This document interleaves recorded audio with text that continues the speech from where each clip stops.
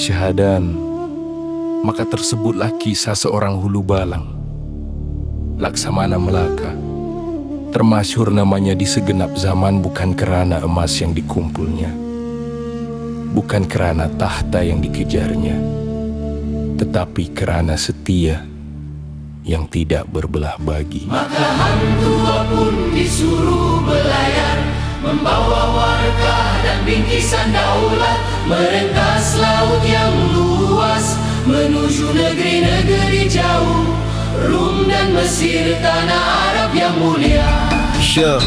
Segala bahasa negeri asing itu sekaliannya diketahui olehnya. Maka sebab itulah ia dipermuliakan oleh raja-raja dunia. Namun dalam ramainya manusia memuji, hatinya tetap mencari satu yang abadi. Maka apabila layar dikembangkan dan angin timur pun bertiup, hang tua pun berlayar bukan sahaja di atas laut, tetapi di dalam dirinya sendiri.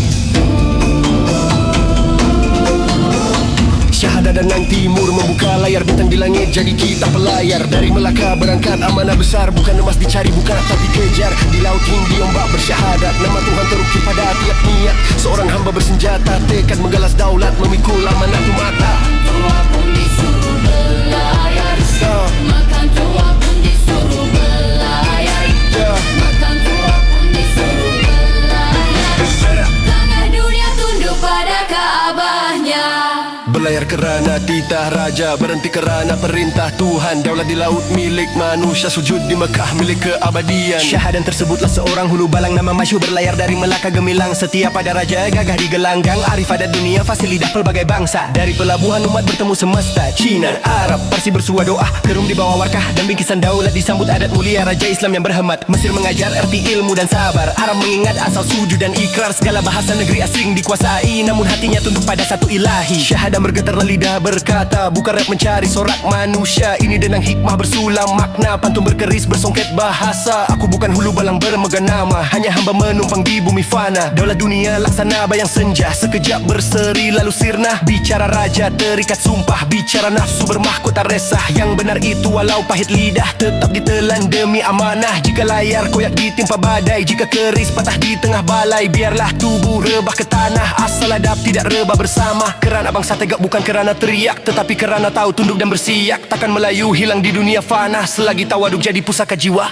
Jika ini belayar kerana daulat, maka keris keramat saksi keberanian. Namun bila sampai di hadapan bait keris Tamin Sari gugur tinggal pengakuan. Di situ Laksamana kehilangan nama, tiada hulu balang, tidak istana yang tinggal hanya seorang hamba bertanya ampun kepada Yang Esa. Jika benar dunia ini sementara, mengapa jiwa mabuk pada kuasa? Hang tua belajar di tanah mulia, bahwa setia ada martabatnya. Ya, dia setia pada raja, namun di hadapan Tuhan Yang Esa tawaduknya tegak tidak berbelah. Setia tertinggi hanya pada Yang Maha. Takkan Melayu hilang di dunia selagi iman jadi pakaian jiwa, selagi adab mendahului kuasa, selagi tawaduk memegang tahta. Maka hang tua pun disuruh belayar, belayar bukan sekadar layar. Maka hang tua pun disuruh belayar, di hadapan hanya Yang Maha Esa.